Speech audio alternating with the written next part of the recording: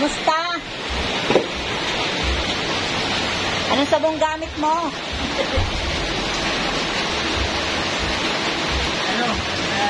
Ano? Wala, di kailangan ka po. Wasi-wasi, huwag na ba? Wasi-wasi, basa na. Mababa yan, mababa. Yan. Tigaan mong maigi.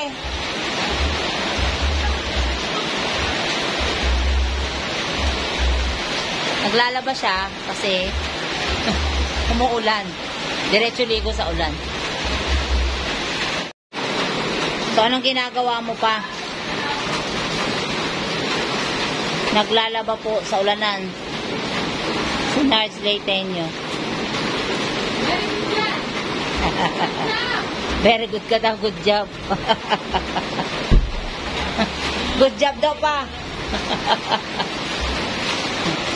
Maligo siya sa ulan habang naglalaba. Kasi marami na kami labahan dito.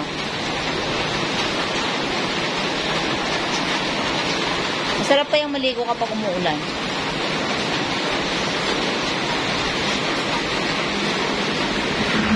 Hindi naman marami ang labahan niya. Konti lang naman.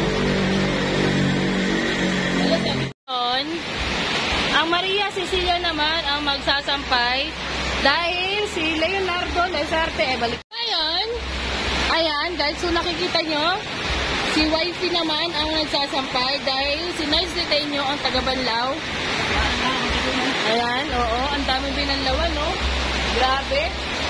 Ligo-ligo na sa ulan. Pati siya nagbanlaw na rin sa ulan. Ayan. At ang wifey, ayan, taga-sampay. Eh, ang daming nilabhan. Ayan, masisipag nila, no? Ayan, masisipag kong pamilya. Sila, laban nila, damit nila. Say hi! Pag ano ba? Dahil maulan. Ayan, maulan. Nandito po ngayon si Mrs. Leiteño. Mrs. Leiteño, ang taga-sampay ni Nards Leiteño. Ayan. Kakatapos niya lang magbanlaw. Pati yung sarili niya, pinanlawan niya na rin. At diretsong ligo na, syempre. Napaka-basic kay Nards Leiteño. Ayan, di ba? Napaka-basic. Oh, basic lang yun sa kanya. Tignan mo naman, napakasipag. Aba naman, oh, nagkukuskus ng sahig. Oh, sipag. Napakasipag, oh, di ba? Siyempre, si Mrs. Leiteño, ayan, masipag din naman. Nagsasampay ng mga nilabhan ni Nards Leiteño. Oh, di ba? Ayan ang mga masisipag kong mga magulang. Oo. Masisipag kong mga magulang. Di ba? Ang dami. Ang dami nilabhan ni Nards Leiteño.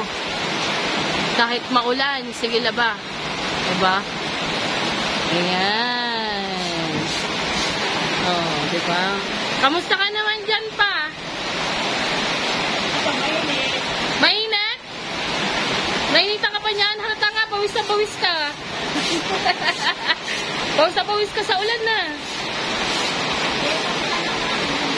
Ayan, napakasipag ng Nards Leiteño. Nakikita nyo lang. Diba? Oh, see? Ayan. Tignan nyo naman ang lakas ng ulan sa labas. Kung nakikita nyo lang talaga ng malinaw na malinaw, oh, grabe yung agos sa kabilang bahay, oh. Ganyang kalakas po ang ulan dito sa Bulacan. Kahit ganyang kalakas ang ulan, masipag pa rin ang dalawa. Ang Mr. Leiteño at Mrs. Leiteño. Napakagaling, diba? Napaka-amazing. Ayan. Ganda, oh. Sipag. Diba? Siyempre, pagtapos ng mga damit, ayan, sahig naman, huli na yung sarili. Diba? Oo. Ayan, patuwad-tuwad na si Nards Leiteño. Diba? Napakasipag.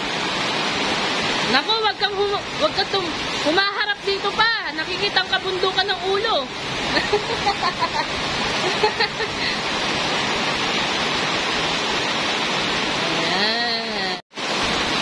Ayan. Hello po mga sangkay. Nandito po tayo ngayon sa Bulacan.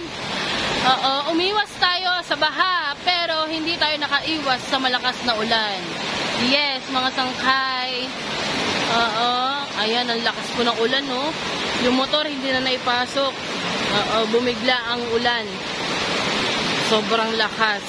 Kung nakikita niyo yan sa harapan ng bahay namin, grabe yung agos pababa ng kanilang bubong ng tubig.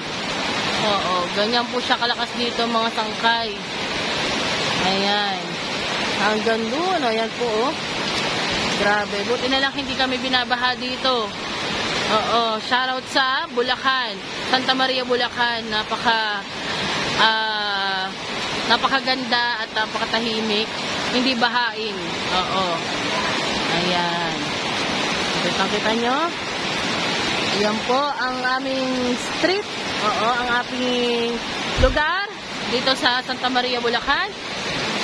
Ayan, walang katao-tao dahil lahat po ay nasa loob ng pamamahay. At na ine-enjoy ang bawat isa sa katahimikan. Ayan. Diba? Grabe lakas ng ulan, no? Grabe. Sana yung mga sa ibang lugar na mababa, mag-iingat kayo dyan dahil lumalakas na naman ang ulan. Wala naman bagyo, pero syempre, konting ingat pa rin. Oo, dahil hindi natin malalaman kung ano ba yan, diba? At least, alam nyo at aware kayo. Ayan. Lakas ng ulan, guys. Ayan, mga sangkay, oh.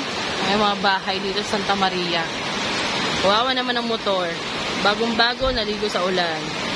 Bininyagan ng ulan. Ayan.